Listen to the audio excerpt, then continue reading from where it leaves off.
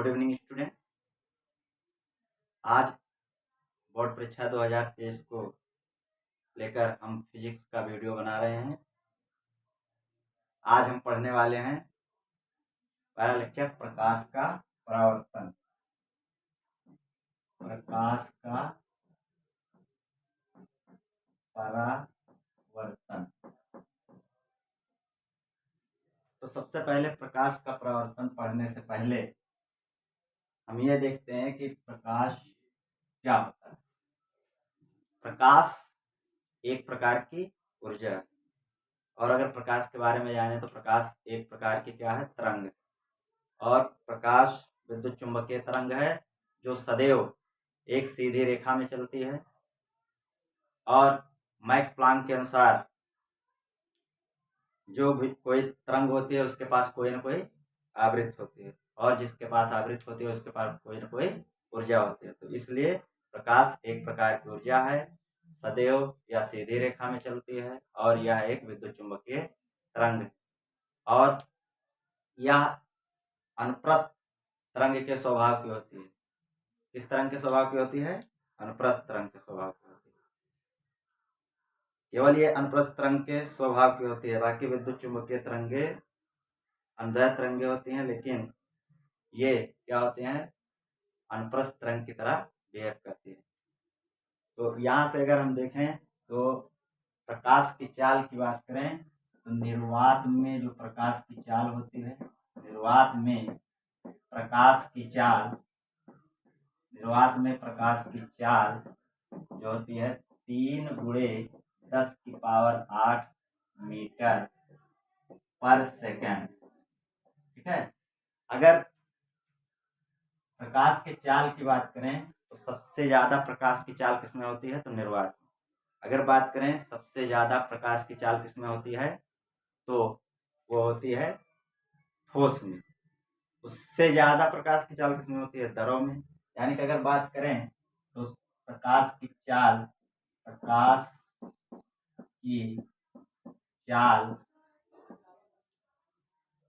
का कर्म अगर देखें तो चाल जो होती है ठोस में सबसे कम, उसके बाद में दरों में उससे अधिक, फिर गैस में उससे अधिक, और सबसे ज्यादा किसमें? निर्वात। इसमें निर्वात। तो ये थी प्रकाश के बारे में। अब जैसे प्रकाश के कई सारे गुण होते हैं, जैसा कि प्रकाश का परावर्तन, प्रकाश का अपवर्तन, और प्रकाश का विवर्तन, प्रकाश का परिकिरण।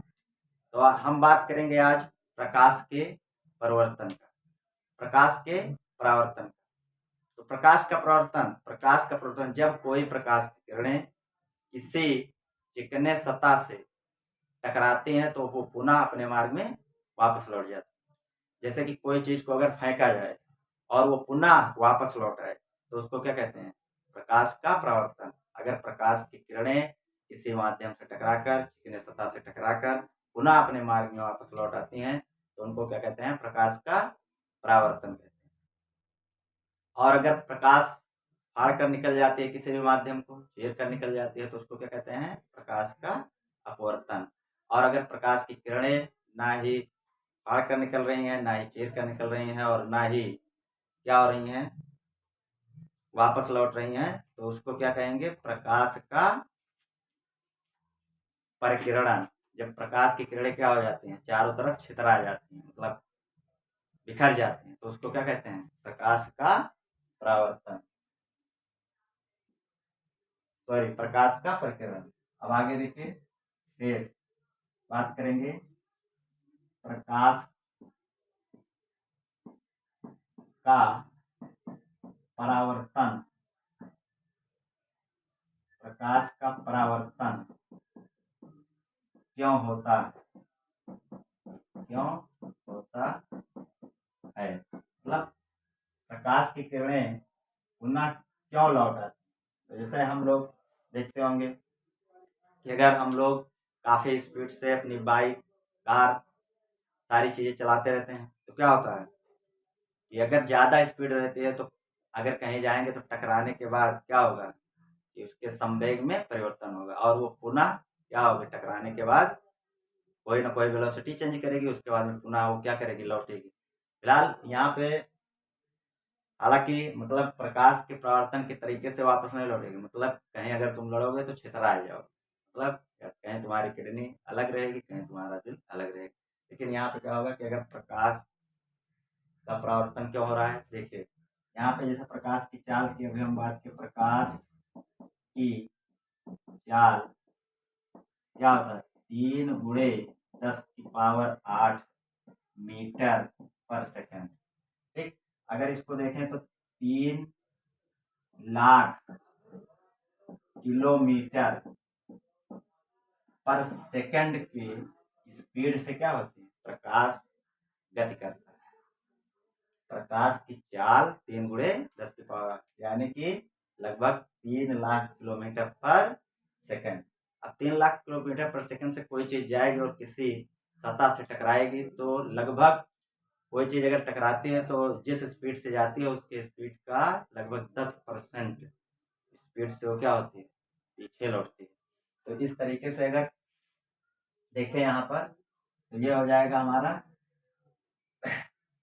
3 लाख किलोमीटर प्रति सेकंड। मतलब अगर 1 सेकंड में प्रकाश की किरण गई लगभग करीब चंद्रमा की दूरी पृथ्वी से अगर देखा जाए तो 3,84,000 किलोमीटर, और 3,84,000 किलोमीटर का मतलब 3 लाख के आगे 84 किलोमीटर तो कुछ भी नहीं है।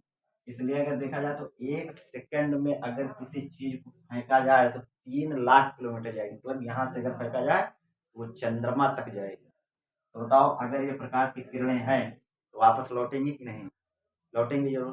तो इसी तरीके से कि अगर प्रकाश की किरणें किसी चिकने तल से अगर वो पुनः वापस लौट रही है उसी माध्यम में तो उसे क्या कहते हैं, प्रकाश का प्रवर्तन। और प्रकाश का प्रवर्तन जो होगा वो हमेशा चिकने तल से होगा। जैसे हम लोग अपने घर पर यूज करते हैं आजकल, ये नए जमाने में आ गया है। पहले तो बचपन में बच्चे जाते थे तो बोतल ले लेते थे, अब नए नए ब्रांड के बोतल आ गए हैं, स्टील जिस पर लगा होता है उसका देखो सतह क्या होता है, चिकना होता है।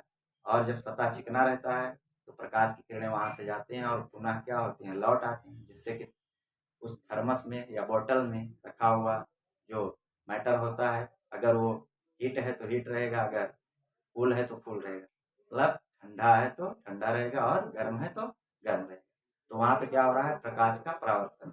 और हम देखते हैं प्रकाश का परावर्तन किसमें होता है, प्रकाश का परावर्तन जैसे दर्पण में होता है। जब हम अपना प्रतिबिंब देखते हैं तो वहां भी दर्पण में प्रकाश का परावर्तन होता है। और प्रकाश के परावर्तन के उदाहरण जैसे चमगादड़ का उड़ना, और उसके बाद में सोनार में देखते हैं, पेरिस्कोप में देखते हैं। इस तरीके से बहुत सारे एग्जाम्पल हैं प्रकाश के परावर्तन के।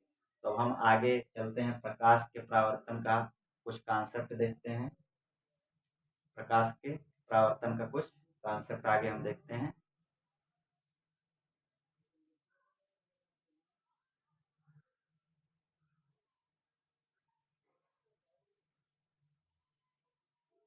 तो चलो आगे हम देखते हैं प्रकाश के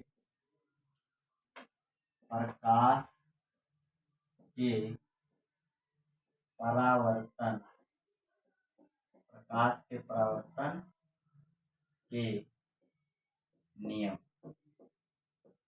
प्रकाश के परावर्तन के नियम में देखते हैं कि हम एक यहाँ पर प्लेन सरफेस लेते हैं।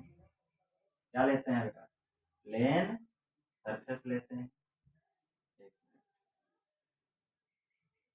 यहाँ पर हमने लिया एक प्लेन सरफेस और इसको हमने क्या कर दिया, इसका एक भाग या एक तल क्या कर दिया, कलाई कर दिया। और जिससे हम कलाई करते हैं उसको क्या कहते हैं, जिस पदार्थ से इस पर कलाई किया जाता है उसको कहते हैं सिल्वर ब्रोमाइड। तो यहाँ पे देखो अगर प्रकाश की किरण, कोई प्रकाश की किरण है, अगर इस तरीके से इस सतह पर आती है और उसके बाद में इस चिकने सतह से टकराकर पुनः उसी मार्ग में वापस लौट जाती तो जो ये किरणें आ रही हैं, इस किरण को क्या कहते हैं? आपतित किरण। आपतित किरण, आपतित किरण। और जो ये परावर्तन इसका हो रहा है, परावर्तन होकर जो ये किरण आ रही है उसको क्या कहते हैं? परावर्तित। परावर्तित किरण, इसको कहते हैं परावर्तित किरण। और यहाँ अपने आप से एक खींच लिया जाता है अभिलंब, जिसको इंग्लिश में कहते हैं नॉर्मल। इसका नाम है अभिलंब। अभिलंब, अभिलंब। अब अगर बात करें तो यहाँ से देखो, अगर कोई भी प्रकाश की किरण है और वो आपतित हो रही है इस तरीके से, यहाँ से आपतित हो रही है, तो कोई ना कोई यहाँ पर एंगल बना दे। और जो ये अभिलंब से एंगल बनता है इसको हम प्रेजेंट करते हैं आई से। और जो परावर्तित होकर जाते हैं तो अभिलंब से एक कोण और बनाती है, जिसको हम कहते हैं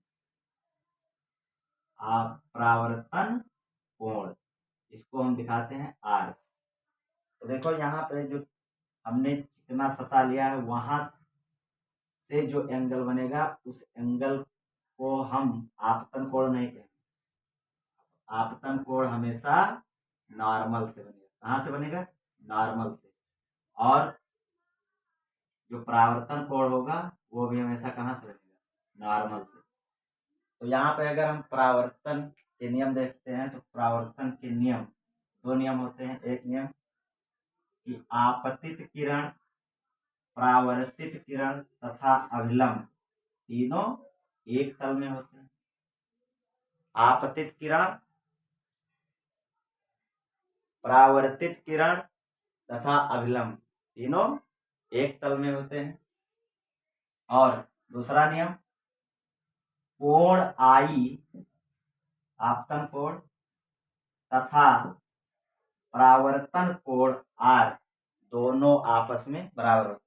कहने का मतलब यह है कि जितने एंगल पर या जितने कोण पर कोई भी किरण आती है उतने ही एंगल पर वापस लौट जाती है। यह परावर्तन का दूसरा नियम।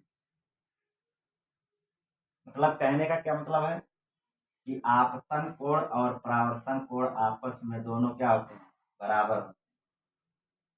तो जैसे कि हमें एग्जामिनर फंसाने की कोशिश करता है, हमने अभी आपको बताया कि हमेशा जो आपतन कोण होगा वो कहाँ से लिया जाएगा? अभिलंब से। परावर्तन कोण कहाँ से लिया जाएगा? अभिलंब से। तो जैसे एग्जामिनर हमें फंसाने की कोशिश करता है, जैसे हमें यहाँ पे क्वेश्चन दे दिया है और यहाँ से एक चिकना सतह दे दिया, इसको कलई कर दिया और कलई करने के बाद यहाँ से एक आपतित किरण बना दिया और यहाँ से एक परावर्तित होकर जा रही है। यहाँ से आपतित किरण, यहाँ से परावर्तित किरण, और यहाँ सरफेस से जो डिग्री दे दिया उसको 30 डिग्री दे दिया। और पूछ लिया कि ये बताओ परावर्तन कोण आर की वैल्यू क्या होगी। तो आर की वैल्यू बताने के लिए सबसे पहले हम क्या करेंगे कि हम जानते हैं कि जो कोण आपतन कोण आई बराबर होता है आपतन कोण आर। तो इस तरीके से अगर देखें तो यहाँ पर अगर हम आपतन कोण निकालें तो हमने पढ़ा अभी कि आपतन कोण हमेशा कहाँ से लेंगे? अभिलंब से लेंगे। कहाँ से लेंगे? अभिलंब से। और जब हम अभिलंब से लेंगे आपतन कोण तो ये तो 30 डिग्री कहाँ से बना रहा है? ये चिकनी सतह से बना रहा है। हम कहाँ से लेंगे? अभिलंब से। तो यहाँ पे देखो ये 30 डिग्री, तो अभिलंब और चिकने सतह के बीच में जो एंगल बन रहा है वो कितने डिग्री का बन रहा है? 90 डिग्री। कितने डिग्री का? 90 डिग्री।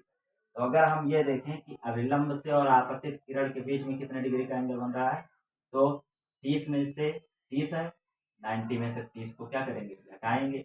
यहाँ पे कितना डिग्री?